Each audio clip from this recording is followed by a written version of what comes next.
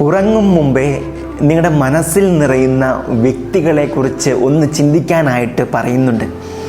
ഉറങ്ങും മുമ്പേ നമ്മുടെ മനസ്സിൽ നിറയുന്ന വ്യക്തികളെക്കുറിച്ച് ചിന്തിക്കാനായിട്ട് ഒന്ന് പറയുന്നുണ്ട്.